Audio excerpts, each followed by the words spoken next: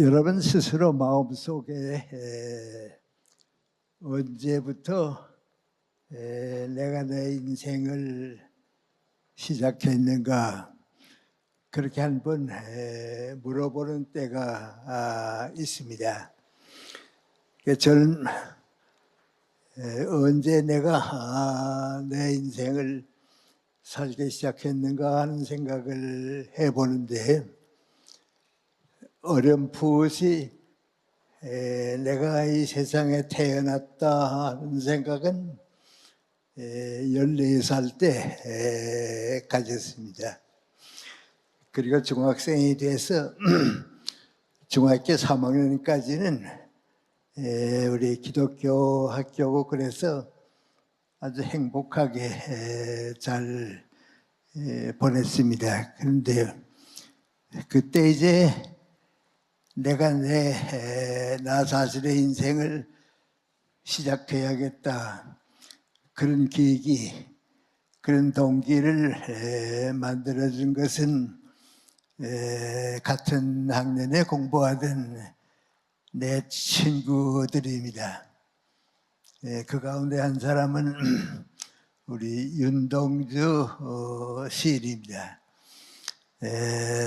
중학교 3학년 때지만 윤동주는 그때부터 시를 썼고 또 시인으로서 인생을 살겠다 하는 꿈이 확실했습니다.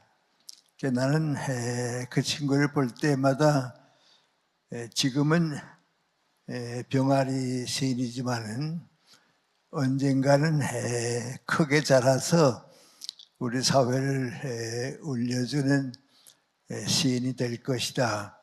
그런 부러운 생각을 가졌습니다. 그 다음에 또 한 친구는 홍창이라고 하는 친구인데 한 학년 좀 아래였습니다. 그 친구는 어렸을 때부터 나이 다음에 소아과 의사가 된다고 그랬습니다. 의사가 되겠다 하는 친구들은 많이 있지만은 소아과 의사가 되겠다고는 왜 생각했을까? 지금 생각해 보니까 그 당시에는 이제 우리나라에 어린애기들이 많이 태어나지만은 오래 살지 못하고 일찍 죽곤 했습니다. 이제 그걸 쭉 보아왔기 때문에 나는 다음에 좋은 소아과 의사가 돼서 그 어린애들의 생명을 도와줘야겠다. 그래서 그 생각을 가졌던 겁니다. 그래서 나는 참 그런 꿈을 먼저 가지고 있는 친구들 볼 때마다 내 꿈은 없나, 내 인생은 없나 하는 생각을 했습니다. 또 한 사람은 우리 소설가 황순원 씨입니다. 그분은 그때부터 소설을 썼는데 아버지가 교회 장로로 계시고 아주 착실하게 신앙생활을 해왔습니다. 나는 다음에 크리스찬으로서 기독교인으로서 인생 문제를 밝혀주는 작가가 되겠다. 그렇게 성공했습니다. 참 좋은 작품을 많이 남겨줬고요. 지금도 남양주에 가게 되면 황순원 문학관이 있고 그렇습니다. 참 좋은 친구들이었습니다.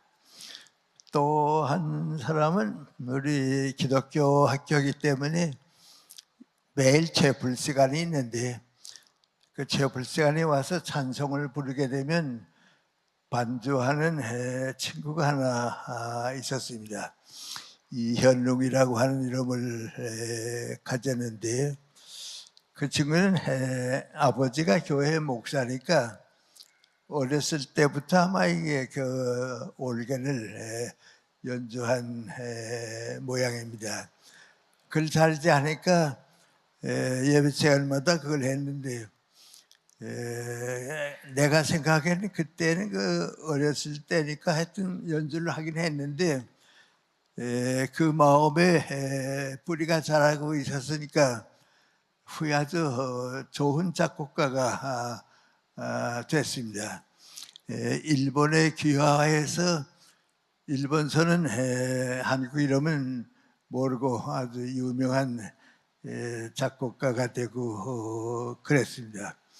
이제 그런 친구들하고 살다가 이 다음에 나는 그러면 내 인생을 어떻게 시작하지 의문을 가지고 있었는데, 불행하게 우리의 중학교가 일제시대 신사참배 때문에 학교가 문을 닫게 됐습니다.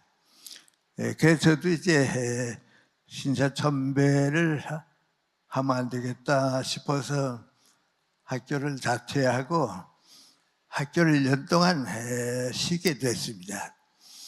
그때가 지금 생각해 보니까 17살인데 제일 행복하게 살다가 학교를 떠나게 되니까 정원 앞이 막막했습니다. 그런데 한 가지 제게 좋은 성격이 있었는데, 중학교 2학년 때부터 독서를 좀 많이 해서 좋아했습니다. 지금도 제 인상에 남는 것은 인도의 마하트마 간디의 전기를 읽고서 마음에 참 감명을 받아서 지금까지도 그 정신을 가지고 있고요. 또 한 가지는 그때 세계적으로 많이 읽히는 것이 이제 톨스토이의 작품들인데, 철없이 잘 모르긴 하면서도 그 장편인 전쟁과 평화를 제가 중학교 2학년 때 열심히 읽었습니다. 그리고 이제 3학년까지 다니고 한 해 쉬게 되니까 이제는 어떡하지, 학교도 못 가고, 결국에 생각한 게 무관히 학교는 못 가니까 도서관에 다녀야겠다.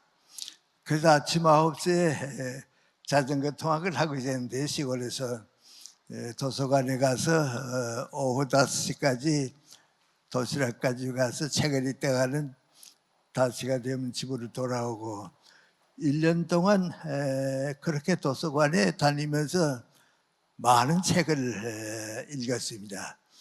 그때 이제 한국 문학을 읽었기 때문에 문학이 뭐 어떤 것이다 하는 것도 깨닫게 되고요.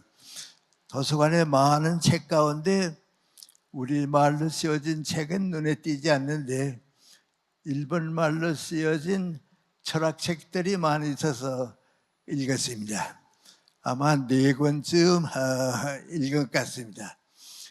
과거에 좀 독서하는 습관이 있었기 때문에 다 이해는 못하지만 아마 철학은 이런 것이다. 이 다음에 철학 공부를 하게 되면 이런 학문을 하게 된다. 그건 느꼈습니다.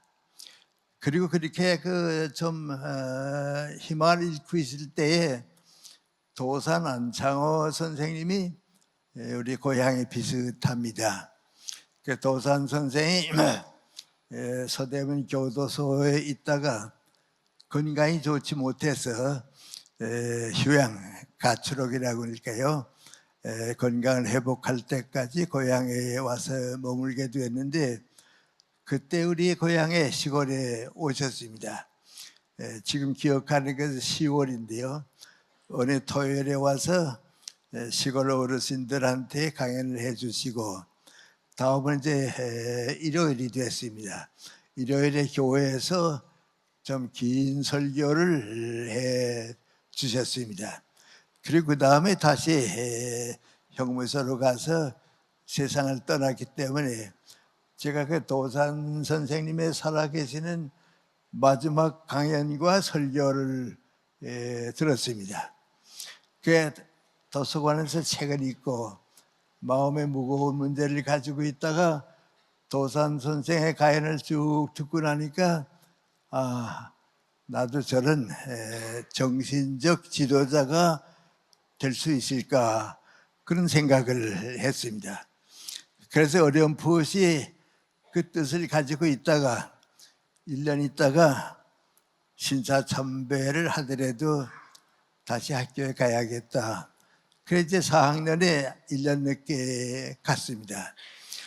가서 이제 다시 공부를 시작했는데 그때 이제 제 생각에 철학 공부를 해가지고 한국의 정신적 지도자가 될 수 있을까? 그게 제 인생의 출발입니다. 그 출발이 오늘까지 이어져서 내 인생을 이렇게 쭉 키워오게 됐습니다. 그런 과거를 쭉 생각하기 때문에 오랫동안 교육계에 머물고 많은 제자들을 내보고 그런데 지금 이제 여러분과 같이 생각을 나누고 싶은 것은 가만히 이렇게 살아보니까요. 20 전후까지 늦어도 20을 넘길 때까지는 내가 어떤 인생을 시작해서 한 인간으로서 내 인생을 찾아갈 수 있을까? 그 생각을 하는 사람들은 자기 인생을 삽니다. 근데 그 생각을 못한 사람은 대학을 나오고 사회생활을 하면서도 자기 인생은 살질 못합니다. 다른 사람들이 어떻게 사나 보고 친구들이 어떻게 사는가 보고 다른 인생을 살다가 긴 인생을 허비해버리고 마는 내 인생을 찾지 못하는 사람들이 많이 있습니다. 그래서 나는 여러분이 대학 생활을 하는 동안에 최소한 다른 건 모르지만은 늦기 전에 이 다음에 내가 50이 되고 60이 되면 어떤 직업을 가지고 어떤 인생을 살게 될까? 내 정신적 가치와 사회에 살았다고 하는 의미를 어떤 분야에서 남길 수 있을까? 그런 자화상을 한 번씩 그려보는 것이 좋습니다. 다 여러분 이제 50, 60 될 때까지 살게 되겠는데 60쯤 됐을 때 내가 어떤 직업을 가지고 사회에서 누구들과 함께 어떤 인생을 살게 될 것인가. 그때 나는 지금의 내가 성장해서 그런 사람이 될 것이다. 그걸 뚜렷이 가지는 사람은 성공했다고 할 수 있을까요? 늙어서 후회하지를 않습니다.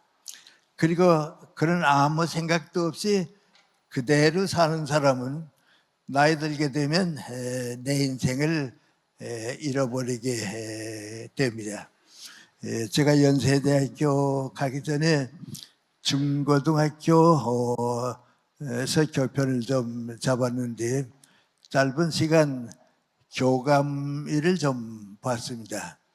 그때 이제 새로운 대학 나온 선생님들이 이제 우리 학교에 지망을 해오게 되면 내가 그 선생님들한테 꼭 얘기합니다. 선생님 우리 학교에 와서 중고등학교 학생들을 가르치고 교사를 시작하겠는데 두 사람 가운데 하나는 꼭 됐어요. 첫째는 학자가 되든지 교육자가 되든지 둘 가운데는 하나가 되어야 합니다. 학문도 내버리고 교육자에 대한 사명도 내버리고 20, 30년 학생들과 더불어 살다가 60이 되고 학교를 떠나게 되면 인생이 허무해집니다. 내가 누구를 위해서 무슨 일을 했는가 하는 허무해지니까 꼭 그 목적을 가지고 살아보라고 말이죠. 근데 우리 학교 오신 선생님들이 이제 대체 20대 후반기쯤에서 오시는데 둘 가운데 한 사람이 된 사람은 60에 가서 행복해지고요. 그걸 가지지 못한 사람들은 자기 행복을 스스로 잃어버리게 됩니다. 그래서 제가 여러분과 오늘 가지는 시간에 내가 어떤 인생을 살게 될 것인가 그런 생각을 한번 가져두시는데 제가 이제 제 경험을 통해서 꼭 부탁하고 싶은 것이 있는데 학교 교육은 여러분이 받는 교육의 절반밖에 안 됩니다. 학년이 높아질수록 학교 교육은 절반밖에 안 되고 넓은 의미의 독서를 통한 교육이 나머지 내 인생을 만들어준다 하는 것을 꼭 경험을 해야 합니다.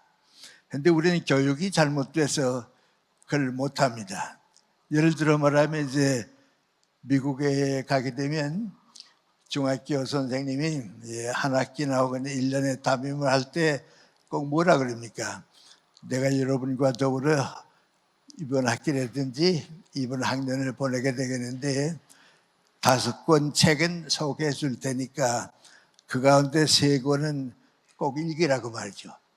그리고 소개해 주는 책 가운데 미국의 벤자민 프랭클린의 자서전이라든지 조지 워싱턴 대통령의 전기라든지 또 바이블을 읽어라, 성경을 읽어라 그러진 않고 창세기라든지 마가복음이든지 그 몇 가지 5개 적어서는 꼭 읽게 합니다. 그러니까 해마다 그걸 읽어가지고 가니까 중고등학교를 졸업할 때쯤 되게 되면 우리 대학생들이 독서하는 분량보다 많은 독서를 하게 됩니다. 그리고 또 미국에서는 대학에 입학해가지고 한 1년 반 동안은 교양학부라고 전에 우린 그랬습니다만 인문학에 대한 기초는 꼭 주게 되어 있습니다. 그러니까 한 1년 반 동안은 인문학에 대한 전반적인 독서를 하지 않으면 안 되게 그때 이제 고전들을 읽게 해서 독서를 하게 되어 있습니다. 제가 1972년에 미국 대학에 가서 이제 한 학기를 있었는데 그때 미국 교수님하고 이제 팀 티칭을 하게 됐습니다. 사부적인 정리는 그 교수가 해주고 강의는 이제 제가 하게 되는데 그 한 강의를 들어서 학점을 따기 위해서 하게 되면 반드시 3권, 4권은 읽어야 됩니다. 그러니까 어떤 강의를 듣긴다고 하면 그 강의를 끝나는 게 아니고 그 강의를 보충하기 위해서는 독서가 꼭 있으니까 이 책은 읽어야 우리 교수님의 강의를 들을 수 있다. 그렇게 합니다. 그래서 이제 제가 그래서 거기서도 경험합니다만은 가만 보면 우리 기숙사에 다 들어가 있으니까요. 저녁 먹고 나면 기숙사 불 다 불 켜집니다. 독서하는 겁니다. 책 읽는 겁니다.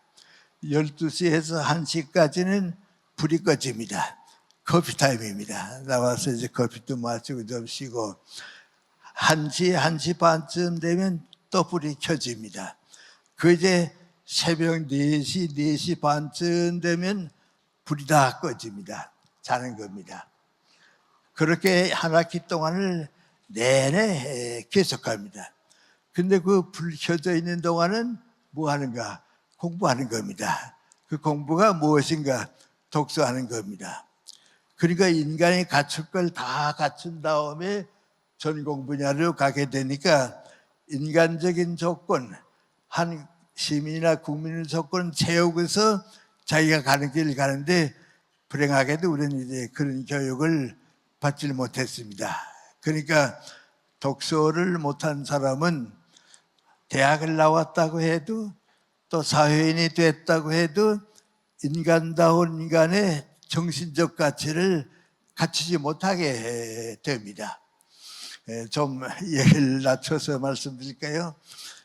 얼마 전에 지방에 있는 어느 애국어 고등학교 학생들한테 내가 얘기를 했습니다.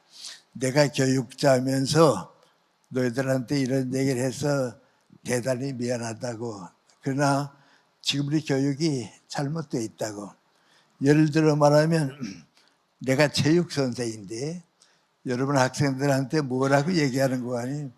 체육을 하려고 하면 100m 경기는 꼭 뛰어야 한다고. 그러니까 이제부터 시작해서 한 달 동안 다 100m 경기를 연습하라고. 한 달 후에 몇 초에 100m를 뛰느냐 알아보자고 말이죠. 그러면 나한테 체육 공부를 하니까 100명이 한 학기 동안, 한 달 동안 100m 경기를 다 연습합니다. 한 달 지난 다음에 경기를 해봅니다. 그러면 1등, 2등, 3등은 보람을 느낍니다. 나머지 97명은 한 달 동안 내내 고생했지만은 보람을 느끼지 못합니다. 그게 지금 우리 교육입니다. 근데 그건 우리 선생이고 교육이 잘못입니다. 내가 체육 선생인데 제자들 보고 하는 말이 나는 100m 경기를 뛰었지만은 운동은 뭐든지 있으니까 내 체질에 맞고 내가 선택해서 뭐든지 해보라고. 100가지 운동을 택하게 되면 한 달 후에 1등이 100명 나옵니다. 그게 교육입니다. 근데 이제 미국 같은 선진 국가에 가게 되면 다 자기가 가고 싶은 길에서 1등을 하는데 우리는 100명을 한 줄에 세워놓으니까 1등 하나, 2, 3등까지만 있고는 우리 교육의 가치를 잃어버립니다. 그래서 우리 수능 시험이 바로 그렇게 됐습니다. 그래서 여러분은 늦었지만은 내게는 내 길이 있습니다. 다른 길 갈 필요가 없습니다. 내가 내 인생의 길을 택해야 합니다. 그래서 이것이 사회생활에 어떤 의미가 있는가 하는 게 이제 문제입니다. 제가 오래전에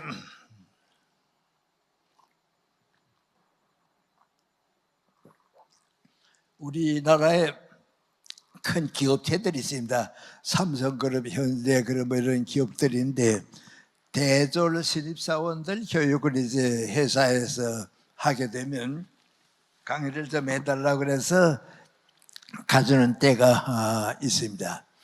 한번 삼성그룹에서 내가 물어봤습니다. 120명이 이제 대졸 신입사원들이 이제 내 강의를 듣는 겁니다. 내가 그 학생들 보고서 대학을 졸업할 때까지 이것은 내게 있어서는 고전에 해당되는 책이다 하는 거 10권 이상 읽어보니 손들어 보라고 그랬습니다. 없습니다. 5권 이상 읽어보니 손들라고 그랬습니다. 그래도 없습니다. 2-3권은 있습니다. 내가 그 학생들 보고 그분들 보고 뭐라는 거 아니 당신네들이 여기 와서 삼성그룹에 와서 일하는데 과장이 될 때까지는 괜찮다고 시키는 일을 하면 되니까 그 열심히 하면 되는데 과장이 넘어서 부장이 되고 이사가 되고 사장이 될 때는 내 정신적 빈곤 때문에 내 정신적인 빈곤 때문에 밑에 사람들을 지도할 수가 없다고. 정신적으로 가진 것이 없는 사람은 밑에 사람을 지도하지 못합니다. 또 그런 사람 밑에 있는 사람은 윗사람이 정신적으로 빈곤하기 때문에 정신적으로 성장을 못합니다. 그래서 내가 그분들에게 하는 말은 민구하니 독서하라고 말이죠. 이제라도 독서하라고. 그래서 정신적으로 내가 풍부해지는 것만큼 내 밑에 사람을 이끌어준다고 그랬습니다. 그리고 그 다음은 바쁘니까 이제 대학 졸업생들한테 강의를 못 갑니다. 못 가는데 작년인가 재작년인가 모르겠습니다. 삼성그룹의 사장들이 모여서 이제 회의가 있습니다. 거기 와서 얘기를 해달라고 그래서 갔습니다. 가서 얘기를 다 끝냈는데 한 사장이 나보고 뭐라는 거 하니 선생님이 옛날 우리 삼성그룹 대전 신입사원 때도 오셨고 과장 때도 한 분 오셔서 강의해 주셨다고 말이죠. 그때 독서를 해서 지도자가 되라고 말씀했는데 아주 마음에 좀 느꼈습니다. 그래서 여기 와서 공부를 좀 더 많이 했는데요. 지금은 이제 이 회사의 사장이 됐다고 그럽니다. 그런데 그분이 뭐라는 거니 삼성그룹이 지금은 대졸 신입사원을 뽑을 때에 인문학 출신을 먼저 뽑습니다. 경영학을 나왔다든지 뭐 공과대학을 나왔다는 한 사람보다도 인문학 출신을 먼저 뽑았다 하는 게 민구하니 사상을 가진 사람을 먼저 뽑게 될 수밖에 없습니다. 그래서 독서는 평생 계속됩니다. 전 지금까지도 계속됩니다. 그건 내가 성장을 도와주기 때문에 그렇습니다. 그래서 대단히 좀 표현이 이상합니다만은 누가 대통령이 됐다 하게 되면 그 사람의 철학이 뭐냐, 어떤 사상을 가지고 있는 사람인가 보면 대체 한계가 있습니다. 저분이 대통령이 되면 요 이상은 안 되겠다. 또 저분이 대통령이 되게 되면 이 이상은 못 올라가겠다 말이죠. 그게 또 나타나게 됩니다. 나타나게 되니까 우리가 이제 사람을 뽑을 때 지난번 좀 미안합니다만 우리 국회의장을 뽑지 않았어요, 여당에서. 근데 여당의 간부는 누가 국회의장이 됐으면 좋겠다. 근데 같은 여당 사람이 뭐라 하는 거 아니? 국회의원 의장이 되게 되면 대통령 다음 사람인데 그 사람 가지고 안 된다고. 왜? 인격도 모자리고 아는 것도 없는 사람이 대한민국의 2인자가 된다고 하는 것은 나라가 부끄러워지니까 안 된다고 그랬습니다. 그래서 여러분이 내 인생을 살아가는데 교육은 절반이고 독서를 통해서 나머지 교육을 내가 채워가는 사람이 성공하고 자기 인생을 살게 됩니다. 저는 이제 대학에서 쭉 있었기 때문에 미안합니다만은 국회의원들 가운데 얘기하는 것만 쭉 들어보면 저 사람은 대학에 나왔지만은 독서 전혀 안 하는 사람이라구나 말이죠. 또 어떤 사람이 발언하는 거 보면 저 사람은 공부를 했구나 말이죠. 그렇습니다. 그래서 공부는 계속하는 겁니다. 그럼 여러분 이제 다 대학 생활을 하고 있는데 대학 생활을 하고 있는 동안에 우리가 독서는 많이 해야 합니다. 안 하면 그건 정신적 빈곤을 가져오기 때문에 많이 하는데 제일 중요한 게 누구 아니 대학생다운 공부를 하는 겁니다. 올해 전에 제가 대구에 갔습니다. 내 제자들이 이제 중고등학교 선생을 있고 그런데요. 세 제자가 모여서 나하고 무슨 얘기를 하다가 한 제자가 나보고 그래요. 선생님, 저는 대학에 다닐 때 열심히 공부도 했고요. 좋은 학점도 땄습니다. 그런데 여기 와서 한 5, 6년 지나고 보니까 대학에서 강의 들었던 건 다 잊어버렸다고 말이죠. 기억에 남는 게 없다고. 오히려 기억에 남는 건 우리 연세대학교가 이제 채플 시간이 있으니까요. 채플 시간에 어떤 분이 와서 설교해 준 건 기억에 남는다고 말이죠. 그런데 학점 딴 거는 나타나지 않는다고 그래요. 그래서 내가 웃으면서 그랬습니다. 그 이상하다. 난 대학에 들은 거 다 기억하고 있고 그때 읽었던 책도 지금 다 기억하고 있는데 그렇게 빨리 잊어버렸나? 그랬습니다. 그랬더니 아이 선생님이야 기억력이 좋으시니까 그렇죠. 저희들이 그렇게 기억력이 좋은가요? 그럽니다. 내가 그랬습니다. 당신네들은 대학에 와서 공부하는데 고등학교 공부를 계속한다고. 배우고 시험점 잊어버리고 또 시험점 잊어버리고 다 없어지고 한다고. 나는 대학에 다닐 때에 학문을 했다고. 공부하는 사람하고 학문하는 사람은 다른데 고등학교까지는 공부하면 됩니다. 대학에 와서는 공부해가지고는 안 됩니다. 학문을 해야 합니다. 그럼 학문을 해야 한다고 하는 게 무엇인가? 문제의식이 있어야 합니다. 어떤 문제가 주어지고 그 문제를 해결하기 위해서 강의도 듣고 책도 읽고 하니까 그게 학문이지. 그저 강의 듣고 잊어버리고 강의 듣고 잊어버리게 되면 그건 학문은 아닙니다. 그러니까 제가 대학에 오래 있으면서 이런 말 하는 건 제 책임입니다만은 아까 내 제자들이 강의 들었기 전 다 잊어버렸다고 해서 내가 하는 말이 뭐고 하니 당신네들은 대학 다닐 때 문제의식이 없었다고. 경제학 하게 되면 경제학사를 배우고 경제학 개론을 배우고 이건 당연히 해야 한다고. 그럼 그 경제학사를 배우는 가운데 내가 제일 관심 가질 만한 사람이 누구니까 영국의 누구다. 그 한 사람쯤은 연구해야 됩니다.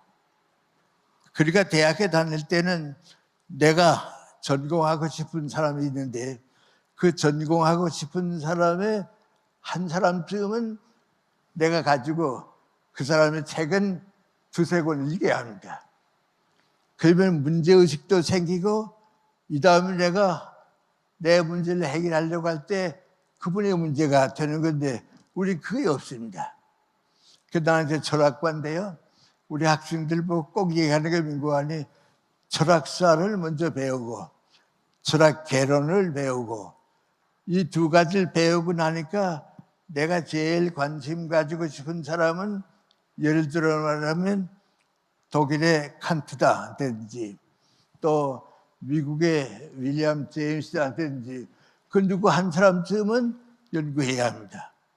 그래서 문제의식과 더불어 그 한 사람이 가지고 있었던 해결을 얻을 수 있는 것이 학문입니다. 그러면 잊어버리려고 해도 잊어버릴 수가 없고요. 그것이 쌓여가지고서 내 학문이 됩니다. 여러분은 대학에 있는 동안에 꼭 그것은 해야 합니다. 그리고 여러분에게 이제 묘 앞날이 있으니까 제가 조금 서둘러서 다음 문제로 올라가겠습니다. 미안합니다. 저는 사실 오늘의 내 인생을 있게 한 것은 대학 생활은 아니고요. 대학 졸업하고선 또 이제 학도병 문제가 있고 이제 해방될 때까지는 일제시에 살았으니까 안 되고요. 해방되고 2년 동안 공산 지하에서 북한에 있으면서 학문을 못했습니다. 그리고 미안합니다. 그래서 27살이 돼서 38선 넘어와서 서울의 중앙중고등학교에 교사가 됐습니다.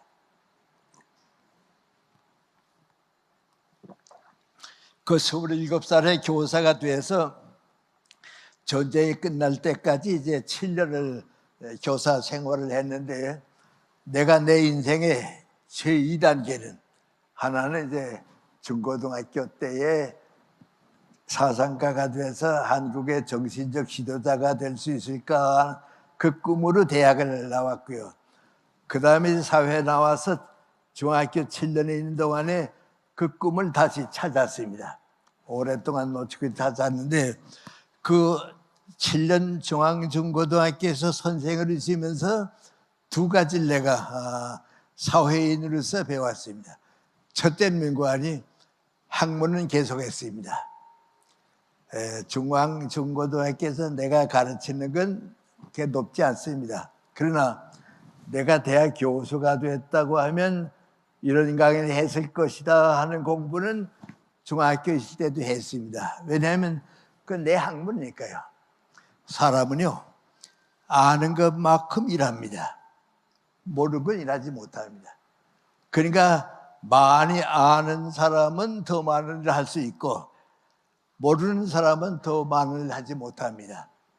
그래서 내 학문은, 내 지식은 중고등학교에 있으면서 대학 교수답지 않게 계속해서 학문했습니다. 근데 이상하죠? 교수 같은 교수가 되는데요. 100을 아는 교수가 50을 가르치는 거하고요. 50밖에 모르는 교수가 50을 가르치면요. 그 제자들이 달라집니다. 100을 아는 교수가 50을 가르친 제자들은 100으로 성장할 수가 있는데요. 50밖에 모르는 교수가 50을 가르치게 되면요. 그 학생은 50밖에 잘하지를 못합니다. 그래서 미안합니다만은 내가 중고등학교 교사로 있을 때에 내가 사랑했던 제자들은 다 좋은 학자가 됐습니다. 나보다 다 좋은 학자가 됐습니다. 그건 내가 가르치는 건 요거지만은 내가 알고 있는 게 높으니까 도움이 됐던 것 같습니다. 그래서 내 학문은 계속해서 했습니다. 그 다음에 더 소중한 거 한 가지가 있는데 중학교 7년 동안에 인간관계, 내 인격을 키우는데 큰 도움을 얻었습니다. 사람은 아는 것만큼 일하게 되고요. 인격만큼 영향을 주게 되어 있습니다. 그러니까 인격이 올라가지 못하면 그 사람의 인생은 사회적으로 올라가지 못합니다. 그걸 제가 그때 한 7년 동안에 많이 배웠는데, 지금 제가 제일 고맙게 생각하는 것은 17살에 도산 안창호 선생님을 배웠고서 애국심을 배웠고요. 중앙학교 7년에 있는 동안 우리 중앙학교 이사장 교주이신 인천 김성수 선생을 모시고 7년 사는 동안에 제가 좀 그렇게 표현해도 괜찮을까요? 사회적으로 어른이 됐습니다. 내 인격이 그만큼 올라갔습니다. 그분은 참 좋은 분입니다. 일제시대에 동아일보 만들었죠. 고려대학을 이끌어왔죠. 중앙중고등학교 이끌어왔죠. 경성방식을 해왔죠. 그 네 가지를 다 성공시킨 분입니다. 그런데 한 분이 어떻게 이렇게 네 가지를 다 성공했을까? 그런데 그분의 인격입니다. 예를 들어 말하면 동아일보를 다 준비한 다음에도 당신은 사장 안 했습니다. 송진우 씨에게 당신이 나보다 유능한 친구니까 좀 맡아달라고. 고려대학 전부 다 준비하고서는 당신이 총장하는 건 아니고요, 현상윤 선생에게 좀 맡아달라고. 중학교도 최주선 선생 같은 분에게 좀 부탁하고요. 경성박진 또 그 전문가에게 부탁하고, 뒤에서 도와줄 수 있으니까 네 가지 다 성공했습니다. 만약에 한 가지 했으면 한 가지밖에 못했을 사람입니다. 그게 그 사람의 인격입니다. 고려대학의 역사학자인 김성식 교수님이라고 있습니다. 그분 아주 좋은 역사학자인데요. 그분이 언제나 나 만나면 하는 얘기가 있습니다. 인천 선생이 살아계실 때에는 야당에 분열한 일이 없다고. 인천 선생이 세상 떠난 다음에는 지금까지 야당이 한 번도 합해보는 걸 못 봤다고. 그만큼 정치계에서도 많은 지도를 하시고, 이승만 대통령 때는 이제 부통령도 하시고 그랬던 분입니다. 그런데 그분에게서 정말 많이 배웠습니다. 그런데 그걸 내가 다 우리 학생들한테 설명할 수는 없습니다만은 아마 한 가지로 설명하는 게 좋을 것 같습니다. 여러분, 지금 우리 경쟁 사회에 산다고 그럽니다. 무한 경쟁이라고 말이죠. 우리 사회 전부가 지금 경쟁하게 있는데, 인천 선생한테서 내가 배운 것 가운데 하나는 누구 아닌 경쟁은 해야 합니다. 그래야 성장하니까 경쟁은 해야 하는데, 이기적인 경쟁은 죄악입니다. 저 사람이 나만큼 떨어져야 내가 올라간다든지, 이 사람이 실패해야 내가 성공한다든지, 이 사람이 떨어지게 되면 내가 올라간다든지, 이기적인 경쟁을 지금 가득 차인데요, 그건 사회가 병들이고요, 그 사회는 해나지를 못합니다. 그 이기적인 경쟁을 선의의 경쟁으로 바꿔야 합니다. 선의의 경쟁 어떻습니까? 나보다 더 유능한 사람이 이기는 건 당연하고요, 내가 또 나보다 더 유능한 사람은 높여줄 줄 아는 선의의 경쟁입니다. 아마 우리 학생들은 내가 이렇게 얘기하면 더 잘 이해할지 모르겠습니다. 우리 국회의원들 국회에서 싸우는 거 가만 보면요, 전부 이기적인 경쟁입니다. 여당은 야당을 누르고 올라가야 되고, 야당은 또 여당을 또 안 돼 올라가게 되고 그렇습니다. 그럴 바에는 우리가 외국에 나가는 축구 선수한테 배워야 합니다. 축구는 올림픽에 나가면 어떻습니까? 선의 경쟁을 합니다. 내가 이겼다고 해도 박수 받아도 패한 팀이 다음번에 올라올 수 있는 길을 알아둡니다. 또 내가 졌다고 해도 이긴 팀에 대해서 박수할 줄 압니다. 그래서 선한 경쟁을 가지게 되고 그렇습니다. 그 내가 인천 선생에서 배운 건 민관이 절대로 직장이나 사회생활 할 때 이기적인 경쟁하지 말자. 나를 위해서 다른 사람을 헐뜯고 아첨하고 내 옆에 가기가 안 돼야 내가 되고, 그건 우리 사회가 안 됩니다. 선의 경제를 해서 유능한 사람을 붙들어두고 가능한 사람을 도와줄 줄 알고 그겁니다. 전 직장이 연세대학교밖에 뭐 없는 셈입니다. 거기서 30년 보냈을까요? 이따만큼 총장이 나한테 부탁합니다. 교무처장 좀 맡아줬으면 좋겠다고 이제 부탁하버려. 저는 꼭 뭐라 그러는 거 아니, 2, 3일 동안 여유 좀 달라고 그럽니다.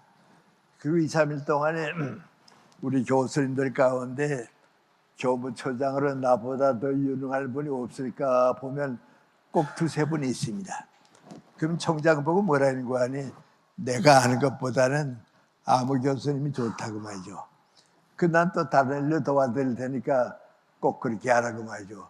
그렇게 30년 동안 살아왔는데 나 손해본 거 없습니다. 오히려 인화가 이루어지고요. 또 더 많은 사람들이 훌륭하게 되고 나는 또 내게 주어진 일이 있으면 되고 그렇습니다. 그런데 제가 인천 선생한테서 배운 더 소중한 건 민관이, 그분은 사랑이 있는 경쟁을 할 줄 압니다.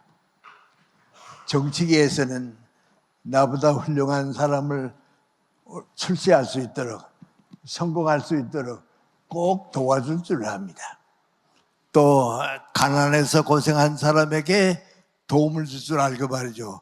그래서 불행한 사람들을 끌어올려주고요, 제자들을 그렇게 사랑하고요, 후배를 그렇게 키워줍니다. 제가 인천 선생님 밑에 갈 때는 27살에 갔습니다.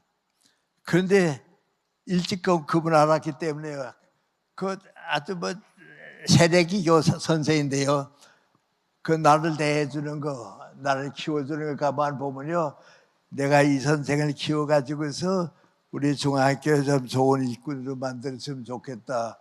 그 사랑이 있는 제자들 키워주는 겁니다. 그리고 저는 이제 교육계 쪽에서인데요, 교육계에서 제일 중요한 건 민구안이 제자들을 사랑하는 겁니다. 나이 들게 되면요, 내 제자들을 정말 사랑했기 때문에 행복하다는 거 알고요. 또 사회생활을 하다 쭉 보면요, 내 제자들이 나를 찾아와서 인사할 때 말이죠, 내가 내 제자들을 사랑한 것보다도 제자들이 나를 더 사랑했구나 말이죠. 그런 걸 느낄 때는요, 정말 행복합니다. 사랑이 있는 교육입니다. 교육은 사랑이 있어서 사회를 바꾸고 우리를 높여줄 줄 알고 그렇습니다. 제가 아마 이까지 얘기하게 되면 우리 학생들을 위해서는 대체 얘기가 끝났는데요, 그럼 이제 여러분은 내가 100살이 넘었다고 그러니까 그 다음엔 어떻게 사셨습니까? 그 다음에 어떻게 사셨습니까? 제가 연세대학교 갈 때는 30대 중반에 갔습니다. 갔는데 좀 미안한 얘기입니다만, 내가 오랫동안 중고등학교 교사를 있었기 때문에 교수가 될 수가 있을까 좀 걱정했습니다. 그래서 세 대학에 시간 강사를 좀 해봤습니다. 다른 교수님한테 비교해보는 것도 그렇게 해봤습니다.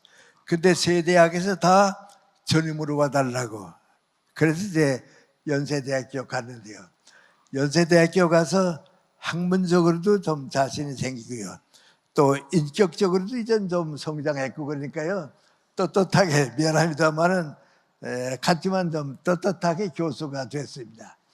한 25년 동안 열심히 뛰다 나니까요, 내가 해갑이 됐습니다. 지금은 안 그런데요, 그때는 어느 교수가 해갑됐다 하면 다 늙은이 대접했습니다. 야, 올해도 살았다, 다 그렇게 생각했습니다.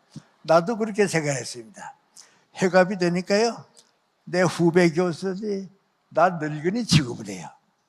며칠 전에 학교에서 만나게 되면 인사할 때 안녕하십니까 한다든지 일찍 나오셨습니다, 그렇게 인사하던 후배 교수들이 해갑이 됐다 하니까요, 인사가 달라져서요, 옆에까지 찾아와서 건강은 괜찮으시죠? 또 요새 뭘로 소일하세요? 이제는 뭐 공부도 할 필요가 없죠, 해갑이 됐으니까. 그래요. 그때 아, 이게 사람이 이렇게 빨리 늙는구나 말이죠. 60이 되면 난 늙은 줄 알았거든요. 그래서 65세가 정년이니까요.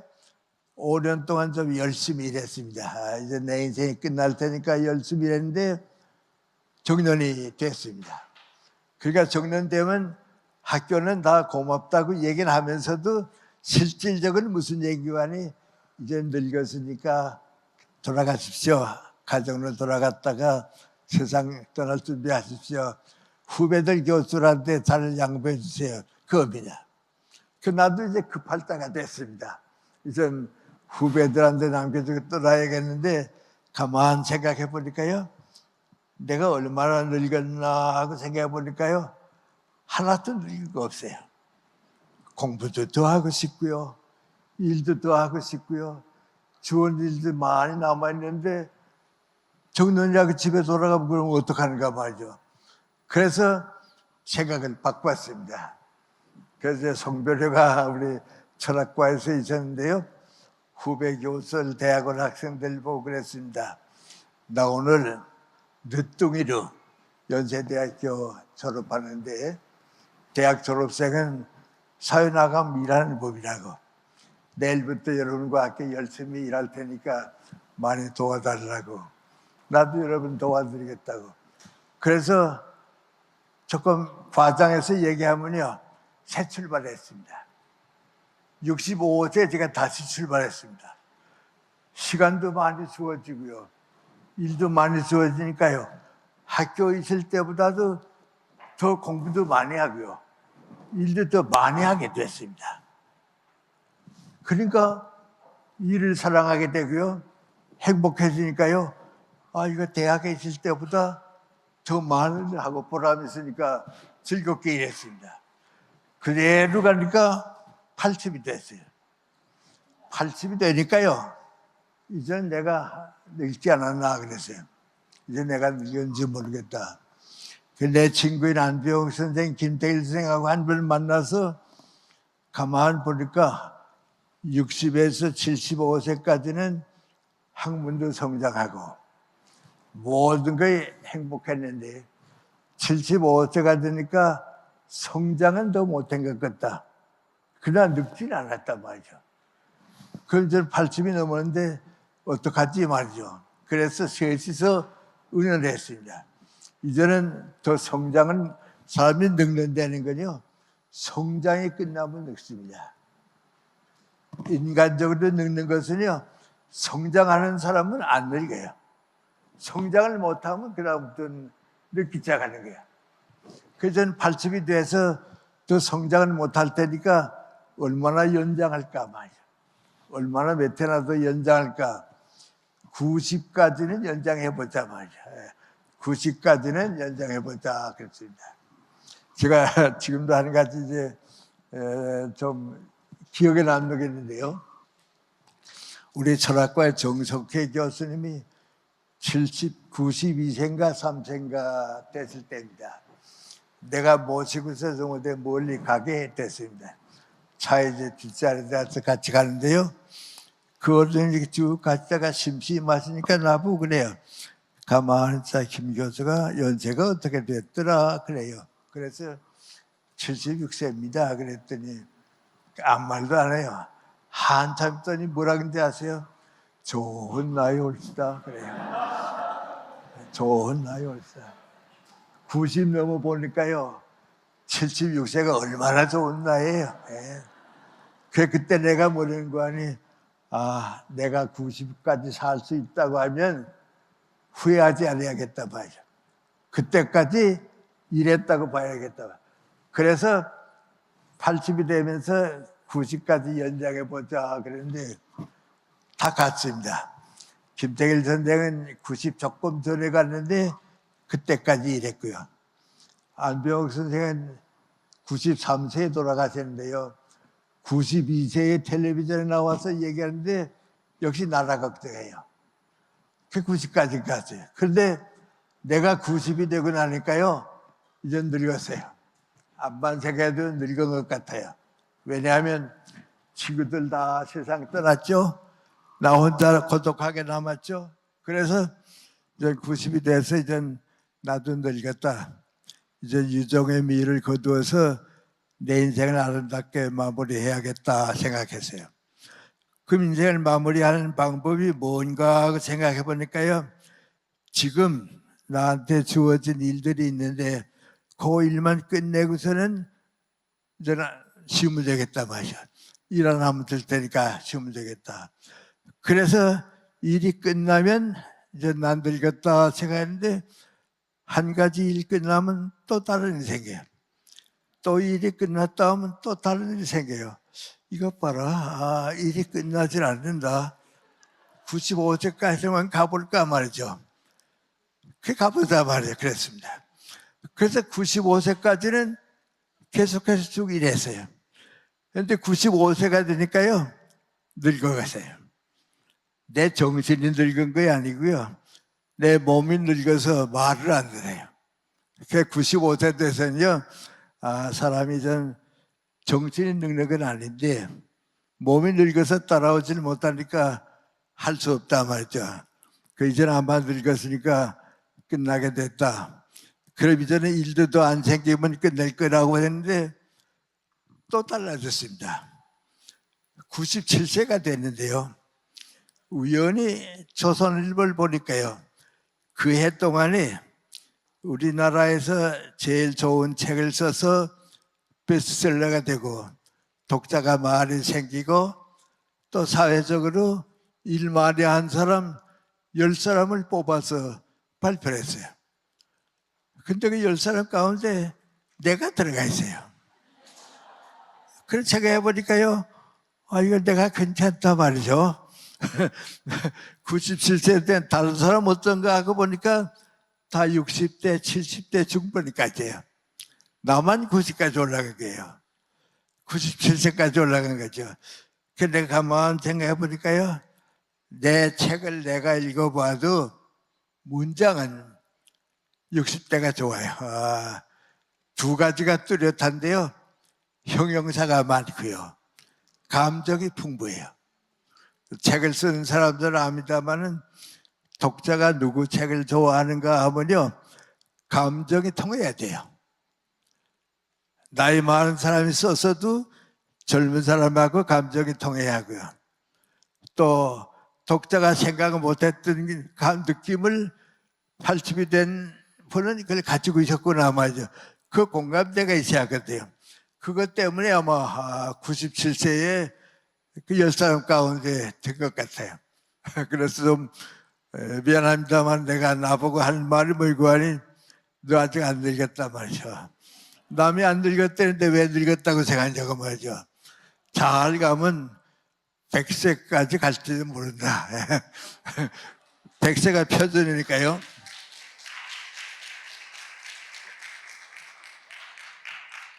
백세까지 가보자. 그리고 이제 가다가 99세가 됐습니다. 이런 거랑 계속하고요. 99세가 됐는데 동아일보하고 조선일보에서 칼럼을 좀 써달라고 부탁해 왔어요. 나는 그 전문가도 아니고요. 그것도 그 계통의 전문가가니까 학자들이 책 쓰는 거하고 좀 다르죠. 그래서 나가 못하겠다고 말이죠. 공연히 거기 끼어들었다가 쫓겨나는 것보다는 안 쓰는 게 낫겠다고 그랬더니 100세나 사셨는데 100세 사신 얘기라도 써달라고 말이죠. 그러니까 또 욕심이 생겼습니다. 그 또 쓰기 시작했습니다. 조선일보는 좀 많이 쓰니까요. 자그마한 책이 2권이 됐어요. 근데 그 한 책이 중국어로 번역이 됐어요. 중국의 독자들이 생겼어요. 동아일보는 지금도 계속하고 있어요. 그리고 한 1년 쉬니까 중앙일보에서 또 좀 써달라고 그랬어요. 그러니까 또 이제는 한 2년 쓰는가 보다. 그건 썼어요. 그런데 얼마 전에 그걸 또 이제 묶어서 책이 나왔는데요. 출판사에서 나한테 연락이 왔는데 이것도 베스트셀러 될 것 같다 그래요. 지금 많이 나가고 있다고 말이죠. 독자가 많이 나가고 있다고 말이죠. 그래요. 그러니까 지금 이제 내가 쭉 생각해 보면 사람의 정신력은 절대 능력이 아니구나. 그 내가 키우기만 하면 능력이 아니고 몸이 늙는 건 이건 할 수가 없고, 그러니까 몸이 끝날 때에는 끝내지만은 정신적인 노력이 끝나는 것은 몸이 끝날 때 따라오는 거지 좀 되는 게 아니다 말이죠. 그 지금도 저에게 나에게 주어진 일은 하고 있습니다. 이건 우리 학생들하고는 먼 얘기지만요. 우리 학생들이 하면 빨리 해갑이 됩니다. 그런데 이전에 해갑돼서 늙었다고 하는 사람은 그건 철없는 사람입니다. 우리 때는 늙은 줄 알았습니다. 70대에도 이제 아마 늙었다고 생각 안 할 겁니다. 80쯤 되면요. 혹시 내가 늙었나 성장이 끝난다. 그때가 우리 학생들이 사는 때입니다. 나는 우리 학생들이 80이 돼서 늙었다고 하면요. 그 좀 모자른 학생입니다. 안 늙습니다. 90은 할 수 없어요. 나는 괜찮은데 내 친구들 보니까 90은 할 수 없는데요. 90쯤 되면 이제 늙었다. 이제 준비해야겠다 하는 것도 괜찮습니다. 그러니까 이제 우리 세대가 달라질 거야. 세대가 달라지는데 나도 이제 이런 거 안 느끼다가요. 몇 해 전에 100세가 되니까요. 청와대에서 선물을 보내준다고 그래요. 그래서 우리 구청을 통해서 온다 그러니까 뭐 보내줄려나 하고서 기다리는데 100세가 되니까 선물이 왔는데 지팡이가 왔어요. 그 지팡이에 뭐라고 설명이 붙었는 거 아니? 조선 왕조 때에는 전국에서 80에 된 사람을 골라서 집행해 줬다는 거예요. 근데 지금 80이 넘어 남으니까 100세가 된 거예요. 220년 차이가 됐죠. 그런데 제가 여러분 우리 학생들하고 가만 비교해 보면요. 10년 차이 이상이 올라갔어요.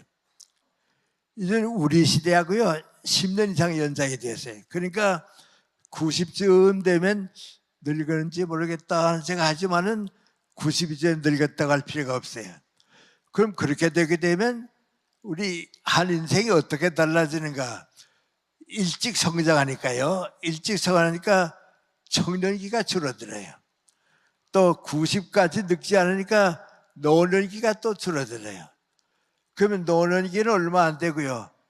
청년기도 얼마 안 되고. 그러니까 25세쯤부터 이제 성숙된 사회가 되니까요. 시작해가지고 90까지 일하는 때예요. 그러니까 한 인생이 이 땅에 사는 인생이 일하는 기간이 많아지죠. 많아지는데 그걸 이제 나누어 봤어요. 나누어 보니까 30까지는 나와 내 가정을 위해서 내가 성장하는 기간이에요. 70쯤까지는 사회와 더불어 직장에서 일하는 기간이에요. 그 70이 넘은 다음부터는 직장을 떠나서 사회인으로 다시 살 때예요. 그러니까 인생이 3단계예요. 나를 위해 사는 단계, 직장에서 사는 단계, 사회에서 사는 단계예요. 근데 내 때에는 다 2단계를 살았어요.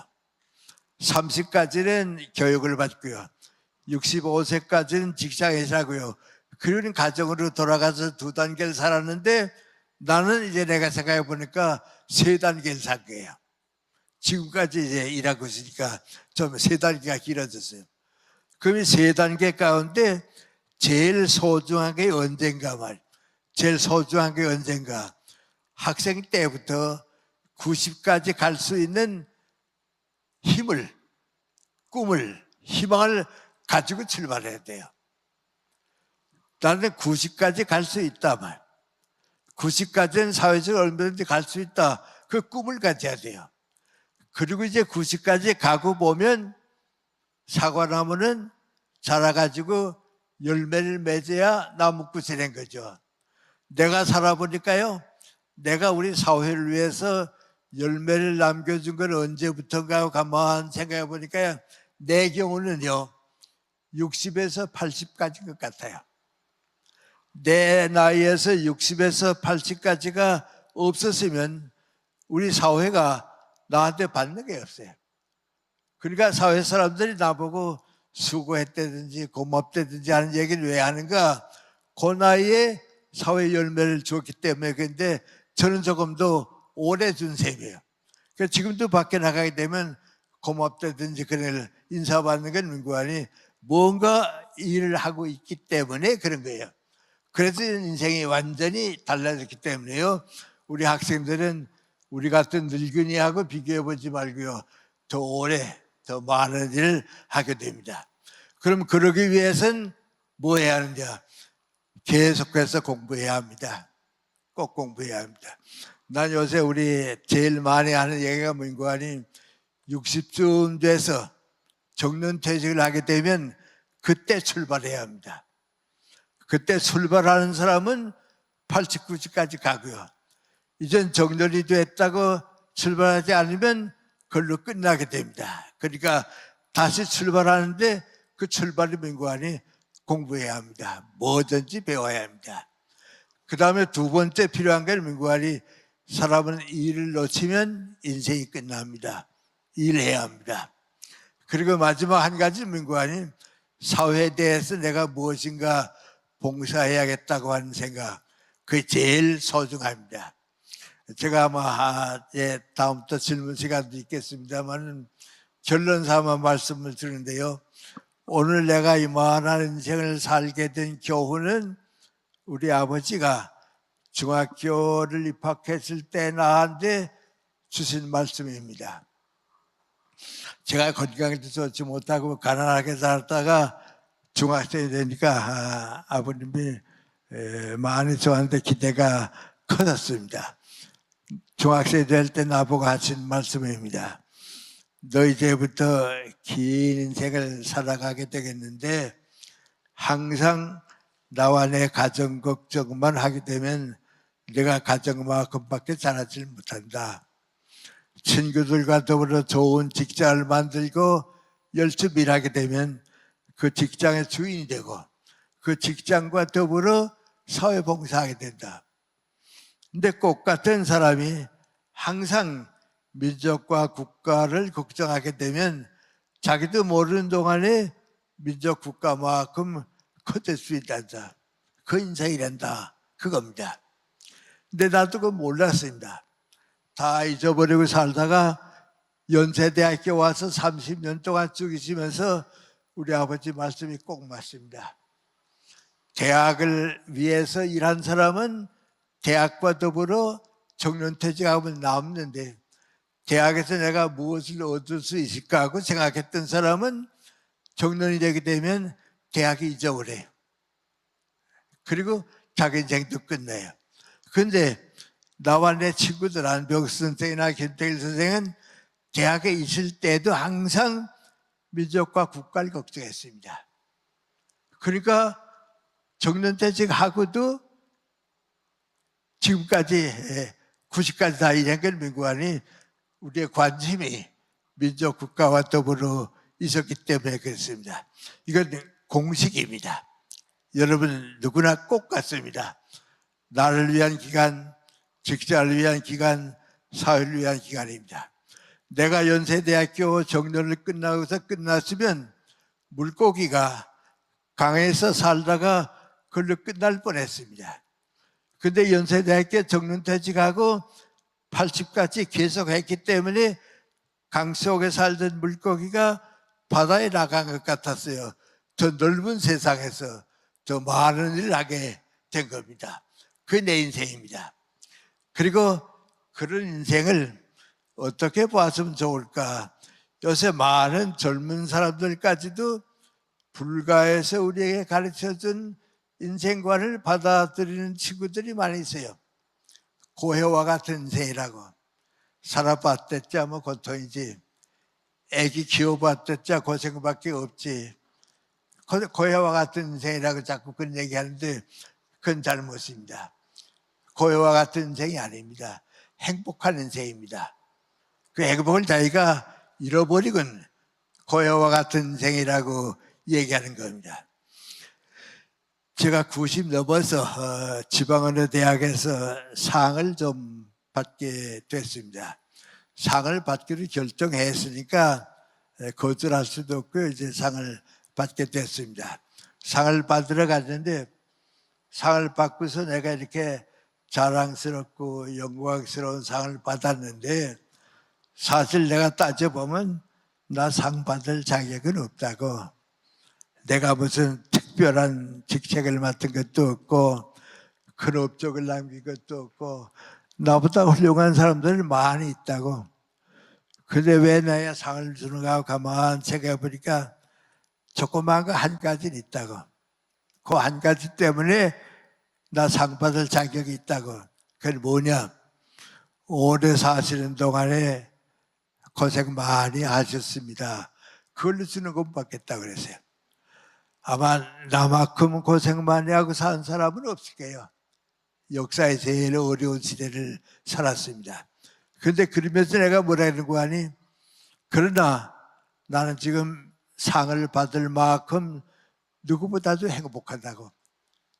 누구보다도 행복한 이유가 뭐냐면 사랑이 있는 고생이었기 때문에 행복하다고.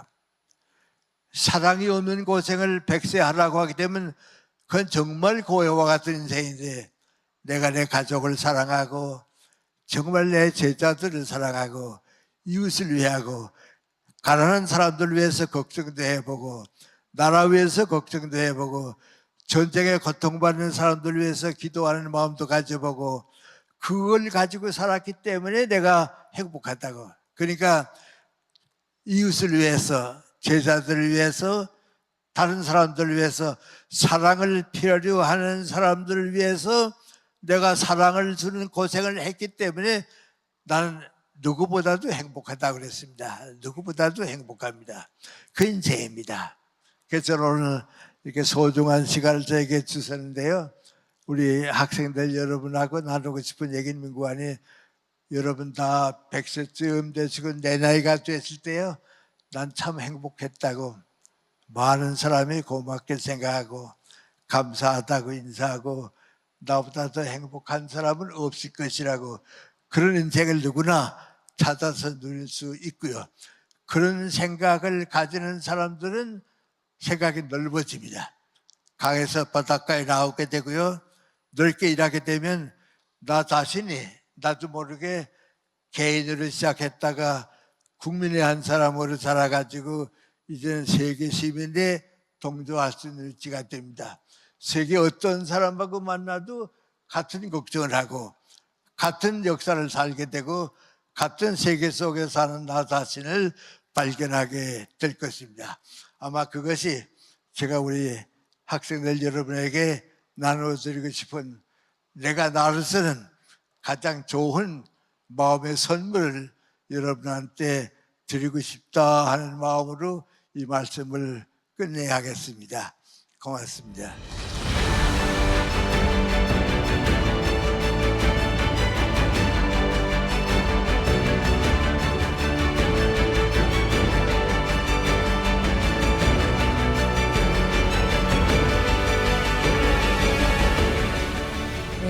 말씀 듣고 보니까요, 제가 아직 좋은 나이 오지도 않았는데 감히 어떻게 늦었다 할 수 있을까 이런 고민을 했을까 많이 반성도 하게 됐습니다.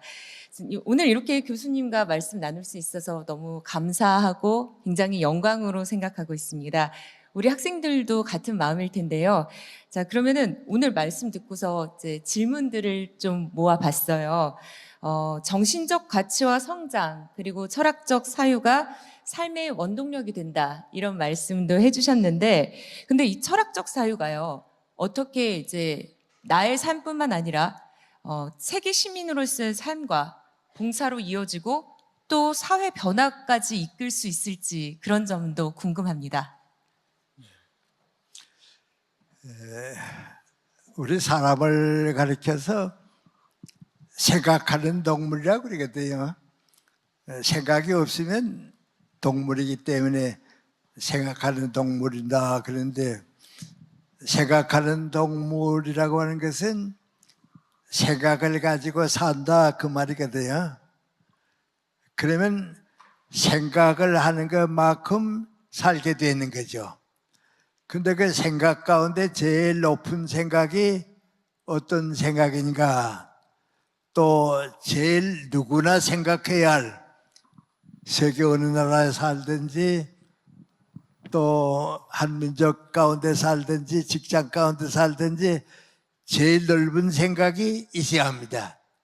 이제 그 생각을 담당해 본 거, 그 생각을 가지고 사는 걸 흔히 사람들을 연구하니 인문학적 사유라고 그럽니다. 인문학적 사유인데, 그건 이제 역사 속에서 생각할 수 있고, 인문학의 역사니까요. 그 다음에 문학적인 생각을 가지고 창조할 수 있고, 예술을 만들 수 있고, 철학적인 생각을 가지고 모든 사람이 꼭 같은 목적을 가지고 살 수 있고, 그걸 이제 철학적, 인문학적 사유라고 하는데, 그게 없었다 하게 되면 어떨까? 사람은 동물이죠. 동물이죠. 그게 조금밖에 없었다 하면 그게 후진국가죠. 후진사회죠. 그걸 많이 가지고 사는 사람들이 있었다 하게 되면 선진국가고요. 그 많은 사람이 인간답게 행복하게 사는 거죠. 근데 그건 누구에게나 주어져 있는 겁니다. 여러분 다 같이 가지고 있는데, 그걸 오늘 우리가 여기서 많이 얘기합니다만, 이제는 세계 시민적인 가치관을 찾아야 한다. 다시 말하면 세계 어디 가든지 인간은 다 똑같은 인간이기 때문에 이런 생각은 가지고 살아야 한다. 그 생각을 찾아서 역사를 키워주고 또 세계를 넓게 해준 겁니다. 좀 막연해 보이죠? 좀 막연해 보이는데, 예를 들어 말하면 진실이라는 가치, 진리죠. 진리와 진실이라는 가치.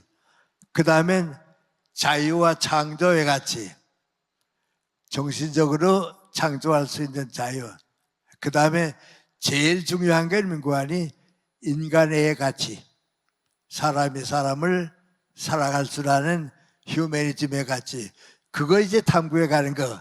그거 이제 우리 철학적 사유, 인문학적 사유고 세계 시민이 되는 하나의 길입니다.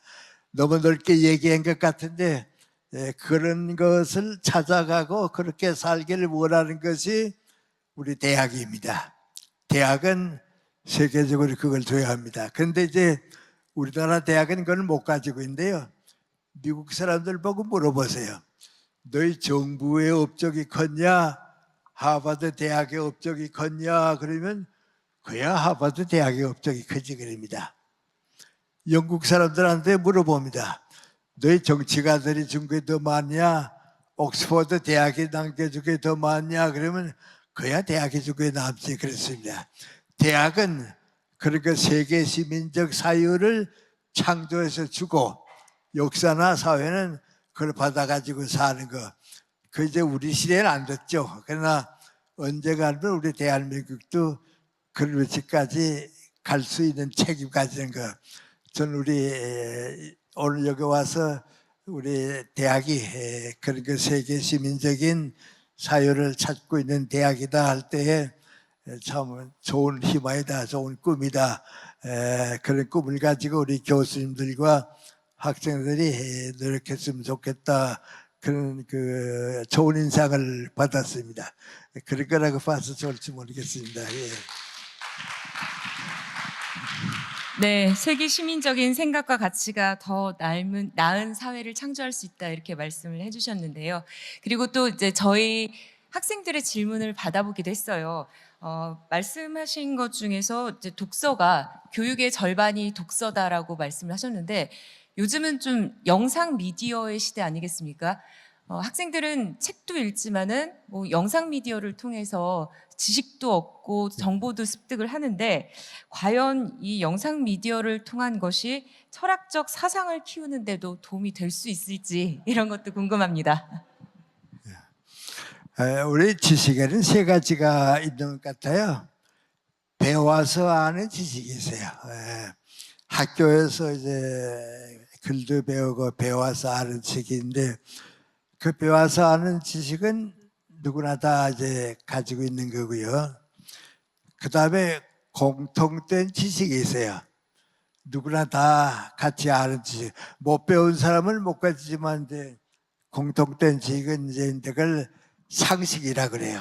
상식이라 그러는데, 그것까지만 가지고 살면 역사가 성장을 못하고 사회가 풍부해지지 못하니까 누군가가 만들어주는 것, 창조해주는 지식이 또 있어야 해요.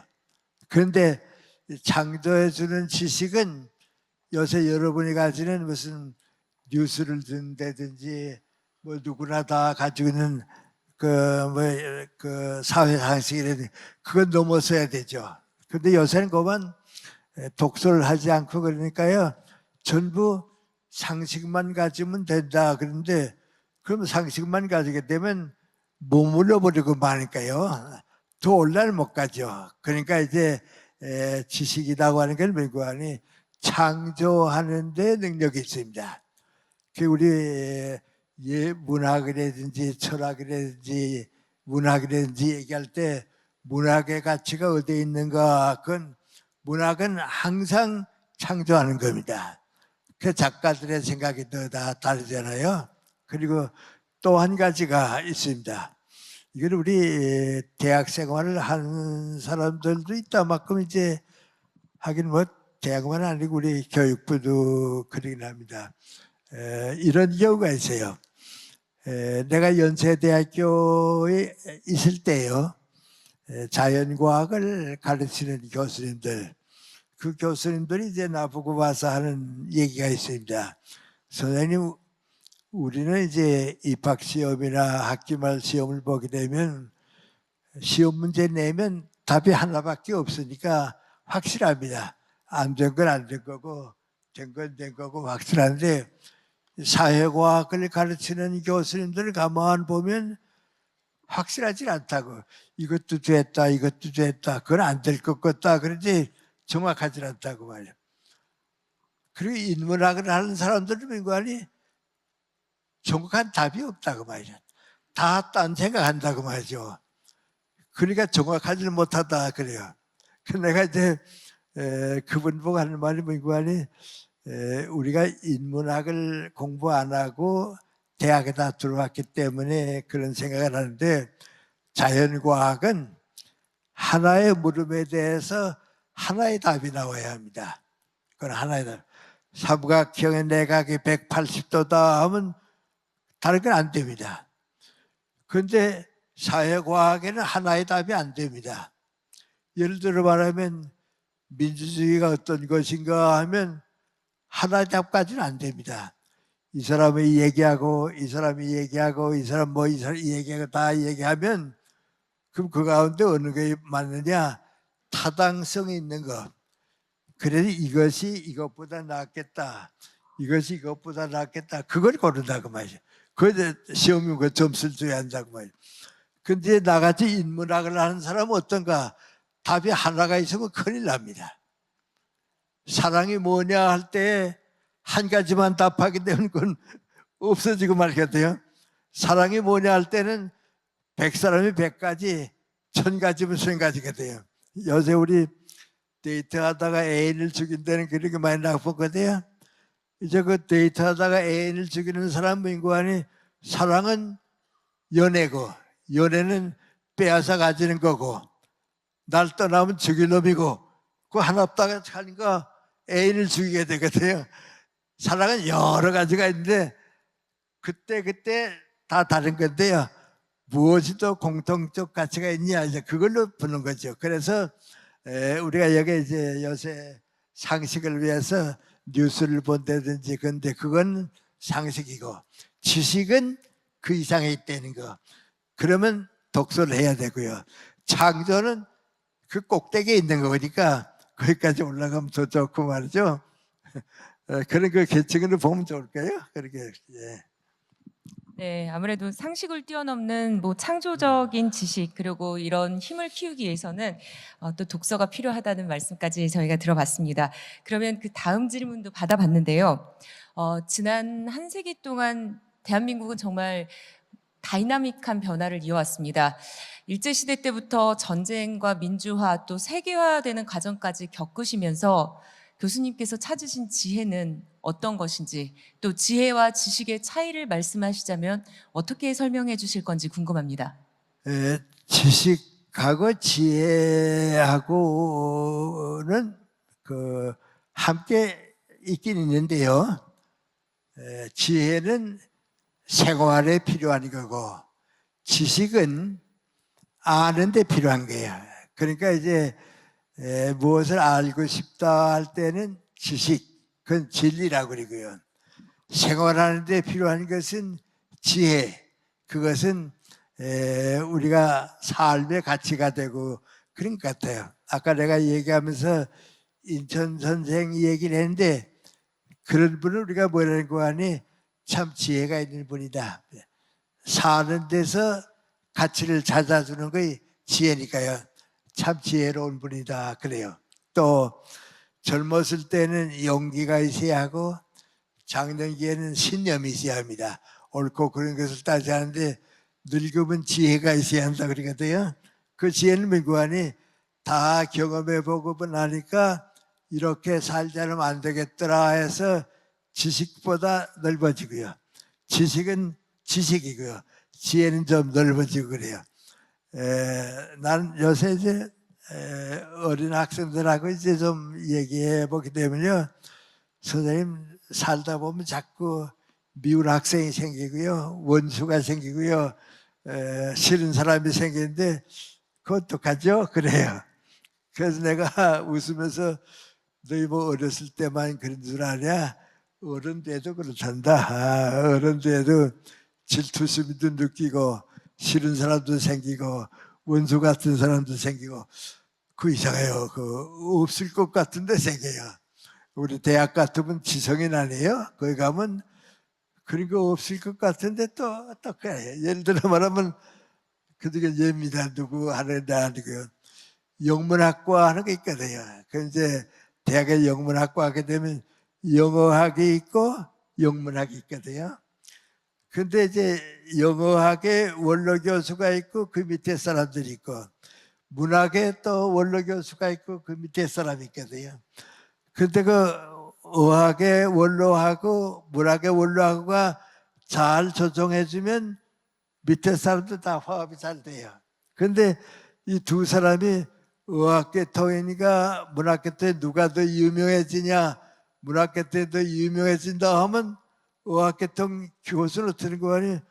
저 같은 원로인데 나보다 유명해지면 나는 후배들한테 인기가 없을까 보다 그런다고요. 그래서 또 이제 그런다고요. 그건 어디나 했어요. 뭐 요새 대통령 선거해봐도 뭐 그런 게 있으니까 있거든요. 근데 이제 우리가 생각하는 게 민관이 새로운 것을 창조하는 건데 우리 어린 학생들이 나보고 좀 싫은 학생, 미운 학생 그런 거 자꾸 생기는데 그거 어떻게 하면 되느냐 그렇죠. 그래서 내가 어른 돼도 그건 있단다. 어른 돼인데 내가 제일 보니까 한 가지만 내가 이야기하는데 어른은 애들하고 싸우지 않는다. 그래요. 어른은 애들하고 싸우지 않아요. 왜요? 어른이 애들하고 싸우면 같은 어린애가 되고 말게 돼요. 그런 민구안이 어른은 높은 데 있기 때문에 싸울 생각이 안 나고 나도 옛날은 저랬는데 어렸을 때 저랬는데 저 사람이 철들면 괜찮을 거야 그래요. 그래서 사람은 용기가 있고 신념이 있고 지혜가 있어야 하는데 내가 어른이 되면 원수가 없어요. 내 인격이 높아지면 미운 사람이 없어요. 내 인격이 어른이 되게 되면요 밖에 나가서 나 흉보는 사람이 있다고 해도요 좀 더 철들면 안 그럴 텐데 좀 더 철들었으면 좋겠다. 그리고 사랑까지 있으면 그때 돼요. 암만 아들하고 싸우다가도요 아들을 사랑하는 아버지는 아들하고 원수 같진 않거든요. 예. 또 친구가 사랑하게 되면 그렇게 돼. 그래서 지혜와 사랑을 함께 가지는 사람에게는 좀 더 높은 인생이 있다. 아마 그렇게 보면 좋을지 모르겠어요. 예. 네.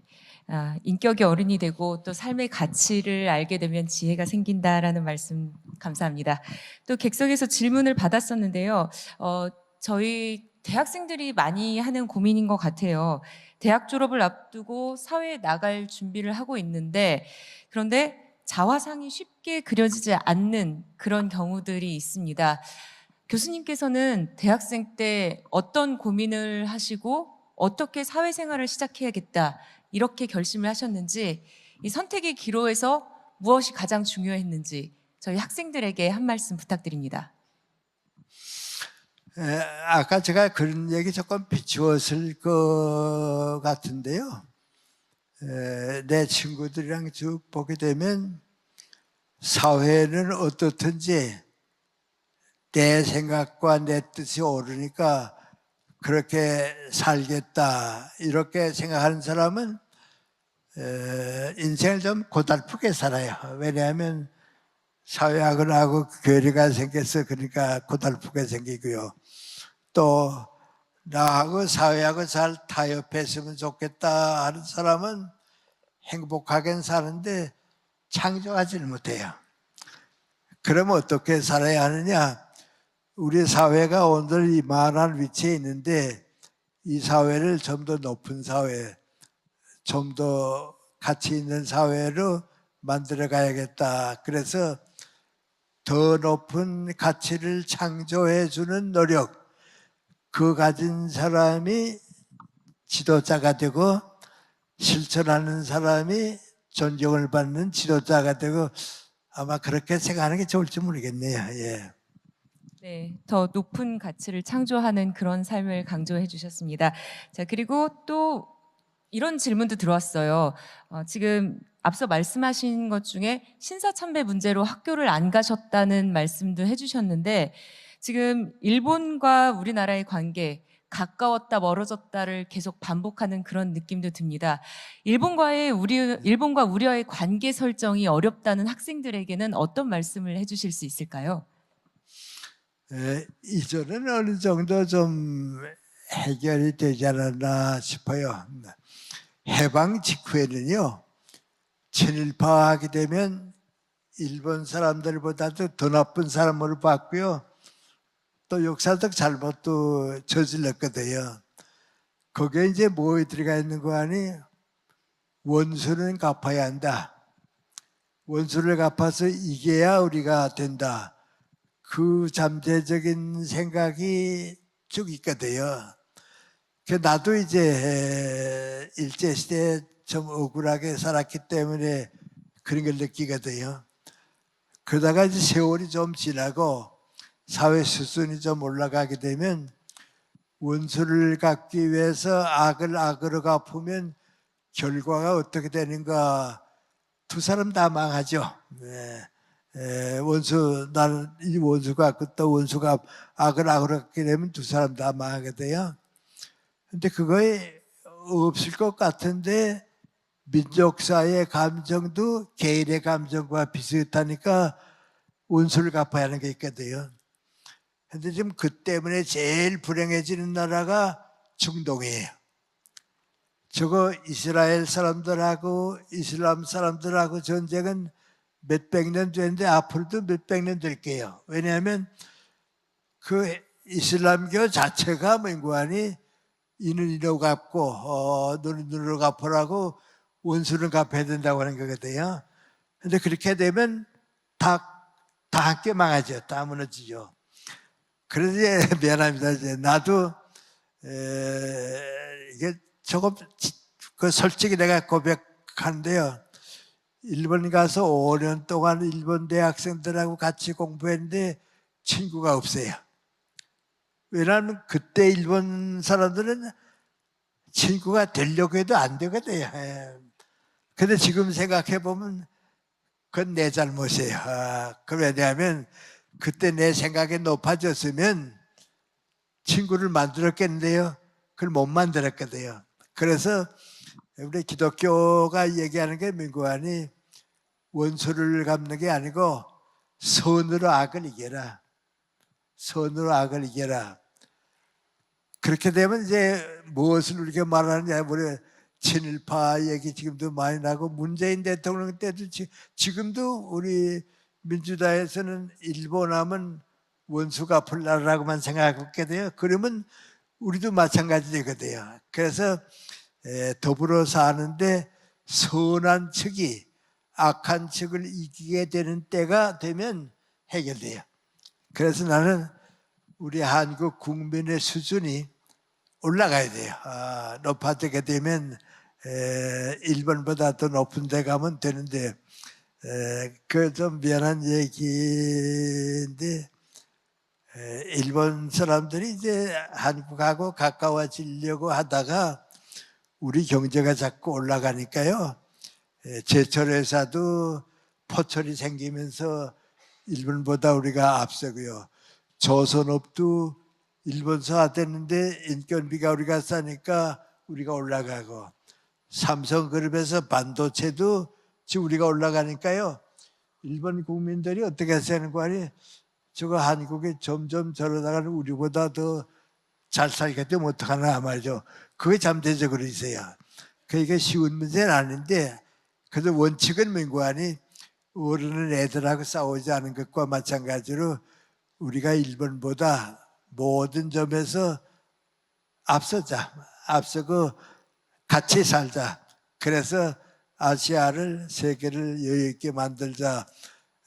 우리 세대는 조금 일제시대의 고통이 너무 크기 때문에 안 되지만은 우리 젊은 세대들은요. 일본 사람들하고 원수가 보려고 생각지 말고 일본 사람보다 앞서려고 생각하는 거. 그 부탁을 할 수밖에 없죠. 그리고 가능합니다. 그건 또 가능하니까 그렇게 나가야 할 것 같네요. 네. 선으로 악을 이기고 또 우리가 앞서도록 노력을 하는 그런 자세가 필요하다는 말씀까지 들었습니다. 자, 그리고 또 이런 질문도 들어왔어요. 교수님께서는 오랜 세월을 항상 지켜오는 루틴이 있으시다는 얘기를 들었거든요. 그러니까 독서나 뭐 인간관계 아니면 강연 등을 이어오고 계신데 그 비결이 뭔지도 궁금합니다. 저는 그 어렸을 때니까 잘 모르는데요. 예를 들어 말하면 지식도 많이 가진 사람이나 사회가 못 가진 사회에 주도록되어 있고요. 경제도 높은 사회가 낮은 사회에 주어서 평등하게 되어 있고요. 또 의료 혜택 같은 것도 이제 우리 한국에 떨어져 있다가 이제는 애국 사람들이 뭐 위암 같은 게 미국보다도 앞섰으니까 이제 부분적으로 올라가고 그러게 돼요. 그래서 높은 위치의 개인이 낮은 위치의 사람을 도와주고 또 낮은 위치의 사람들은 도움을 받게 되어 있는 거. 그래서 물은 높은 데서 내려와서 평등해진다. 난 우리 동양의 아주 좋은 사사인데요. 물은 높은 데서 내려와서 평등해진다. 경제도 우리가 올라가면 북한에게 언젠가 이제 평준화되고 그렇게 되는데 거기에다가 우리가 좀 책임감, 사랑을 느끼게 되면 그 노력을 내가 해야겠다. 내가 하지 않으면 다른 사람이 할 사람이 없으니까 내가 해야겠다. 그 책임감 비슷한 걸 가지게 되는 것 같아요. 이제 그걸 가지도록 가르쳐 주는 건 내가 보기에는 역시 종교고 같아요. 종교인들이 잘못된 종교인들도 많이 있지만은 종교의 본질이 뭐인고 하니 내가 가지고 있는 것을 많은 사람에게 나눠주도록 하자. 그래서 아까 제가 사랑이 있는 고생이 행복이었다 하는 게 바로 그거예요. 그러니까 예를 들어면 내가 좀 피곤하고 고달프더라도 가연도 해주고 글도 써주고 피곤하니까 또 쉬긴 하지만은 그래도 그거 주어서 그 사람들이 행복하게 사니까 즐겁거든요. 그래서 경제도 나는 이제 그런 것 같아요. 가난할 때는 내가 가지려고 하는 게 당연하고요.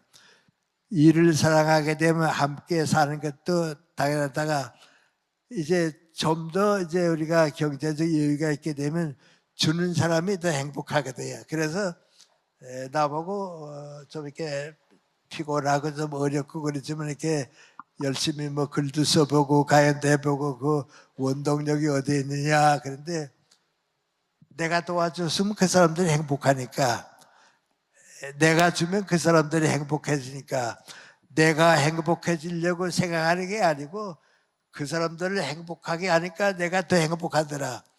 제일 내가 그 느끼는 게 민구하니 내 제자들이 날 대할 때 느끼는 거 보면 그래요. 미안한 얘기 한 가지 그저 하죠.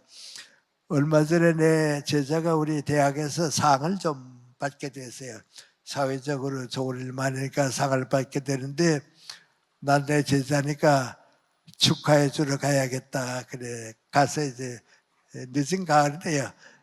코트를 입고서 갔는데 상 받게 되는데 제자가 먼저 와 있다가 저를 내가 들어오니까 뛰어나오더니 내 코트를 벗겨서 이제 걸어주고 가는 거예요. 그 내가 오늘 상 받는 사람이 앉아있지 난 축하해 주러 왔는데 그랬어요. 그 식순이 다 이제 끝나게 되는데 그 제자가 상 받고서 고맙다는 인사를 하면서 뭐라고 하는 거 아니 대학을 졸업하고 몇십 년 동안 사회생활 쭉 이렇게 하는데 어려운 일도 있고 고통스러운 일도 있고 그랬다고. 그때마다 대학에서 나를 키워준 우리 김영석 교수님이면 어떡할까? 교수님이 이런 때 나한테 뭐라고 충고해 줄까? 그 생각을 해서 따라간다 그래요. 그 내가 앉았다 그 얘기 들으니까요. 마음이 흐뭇하다 못해서 눈물이 날려 그래요. 아, 내 제자들이 날 저렇게 따라줬구나. 날 저렇게 사랑해 줬구나 말이죠. 그래요. 그리고 이제 다 끝나게 되니까 이제 그 제자가 오더니 내가 이제 나이 많고니까 옆에 오더니 선생님 내 얘기 들리세요? 그래요.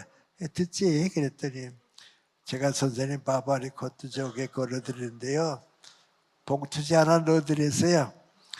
용돈을 좀 드리고 싶은데 기회도 없고 쑥스럽고 그랬는데 허물 말고 용돈을 써주세요. 그래요. 그래서 그래 그랬습니다. 그 바바리 코트를 입고 집에 와서 보니까 두툼한 봉투지가 들어가 있거든요. 그래서 나 혼자 생각에 뭐 인생에는 다른 게 아니라구나. 어렸을 때는 세뱃돈 받는 재미에 살고 90이 넘어서는 용돈 받는 재미에 살고 그건 이제 이러구나 말이죠. 그리고 생각하니까 내가 내 제자들을 사랑한 것보다는 말은 안 하지만은 내 제자들이 나를 더 사랑해줬다. 내가 더 사랑해줬다. 그래서 더 많은 사람의 행복을 위해서 주고 싶은 마음 그것 때문에 일하는 것 같아요. 예. 그러니까 즐겁고요. 예. 네. 네, 교수님 책임과 사랑하는 마음을 갖고 이렇게 삶을 나누는 지혜에서 또 많은 걸 배우게 됩니다. 자, 이번에는 마지막 질문인데요. 마지막 질문은 이런 겁니다. 아까 말씀하시기에는 이제 선의의 경쟁을 말씀을 하셨는데 최근에는 사람들이 좀 이기적인 경쟁이 일상화된 것 같습니다. 그리고 이기적인 경쟁이 일상화되면서 사람들은 서로 존중하는 마음도 없어지는 것 같아요. 어떻게 해야 우리가 서로 사랑하고 존중하는 삶을 살면서 더 나은 세계를 만들 수 있을까요? 나 여기 와서 해동학교 와서 그 한 번 더 내가 다른 데 가면 해동학교 정신을 좀 얘기해 줘야겠다 하는 건데 뭐 긴 얘기는 아니고요. 나라가 성장하고 개인이 성장하고 나도 이제 그 성장한 사람 가운데 한 사람이라고 생각하게 되는데 그때에 두 가지 생각을 다 하는 나라 사람이 행복하고 지도력을 갖추게 되고 우리 해동학교 이제 한동학교나 마찬가지로 가지고 있는 그 민구안이 세계 속의 한국을 항상 생각하자. 우리 대통령이나 정치가들이나 한국만 생각지 말고 우물 안에 개구리 같이 이렇게 좁게 살지 말고 세계 속의 한국, 세계가 움직이고 있는데 한국이었다. 세계 속의 한국 생각하자. 그게 첫째. 두 번째는 무고하니 긴 역사 속에 우리가 살고 있다. 그러니까 과거에 매달리지 말고 멀리 앞을 보고 살자. 넓게 세계 속에 살고 멀리 앞을 보고 사는 사람 그걸 키워야겠다. 그런데 일본은 우리 옆에 나라입니다만 한 번 그 자민당 정책실장을 만났더니 그분이 나보고 그래요. 일본 학생들 좀 크게 키워주고 싶은데 세계적인 민족을 키워주고 싶은데 좌파 학생들이 너무 많아서 안 된다고 봐야죠. 그래서 그 좌파 학생도 없이 하고 세계적인 시민을 키워주는 방법이 뭔가 하고 여러 가지 고민하다가 밖에 내놓을 수는 없고 그래서 어떻게 하는 거 아니? 60년대입니다. 여름방학에 일본 대학생들을 30만 명씩 여행을 시켰대요. 애국을 내버렸대요. 근데 그때 일본은 중립국가니까요. 좌파 학생들이 제일 먼저 찾아가는 게 서울 가거든요. 공산주의 국가에 가보거든요. 다 가보니까 세계 어디에도 공산주의 국가 가운데 일본보다 잘 사는 나라가 없더라. 없다 말이죠. 그리고 일본보다 잘 살고 개성 있는 나라는 다 자유국가다 말이죠. 그 한 5, 6년 동안 30만 명씩 나갔다 오더니 일본은 지금 좌파가 전혀 없어지고 말았다고 말이죠. 그래요. 그날 우리 대학생들이 세계 속에서 한국 그리고 과거를 떠나서 미래를 위한 한국 그 생각을 항상 가지고 있는 사람이 역사를 창조하고 대학인답고 또 가장 앞선 민족과 역사를 창조하는 주인 된다. 세계와 더불어 한국, 미래와 더불어 우리 시대 이걸 생각하는 젊은이들이 우리 한동대학에서 많이 태어났으면 좋겠다. 그 생각입니다.